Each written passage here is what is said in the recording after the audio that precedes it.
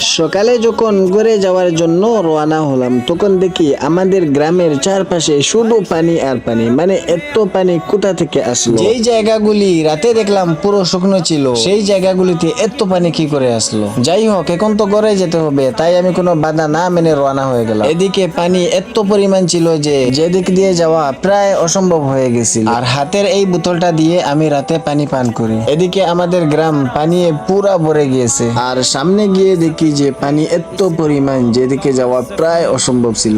আর সামনের ছেলেটা আমাকে দেখে বলল যে তুমি কি করে আসলে। পানি এত পরিমাণ ছিল যে আরেকটু হলে আমাদের পুরো গ্রামটি ডুবে যেত। এদিকে আমি চলে আসলাম আমাদের বাড়ির রাস্তা, মানে যেই জায়গাগুলিতে রাতে দেখলাম একটু পানি নেই সেই জায়গাগুলিতে এত পানি কি করে আসলো। এদিকে আমাদের ছোট্ট মাছের খামারটিও ডুবে গেছে। তো ফাইনালি আমি চলে আসলাম আমাদের বাড়িতে। আর বাড়ির পাশে এত পানি দেখে আমার চোখ কপালে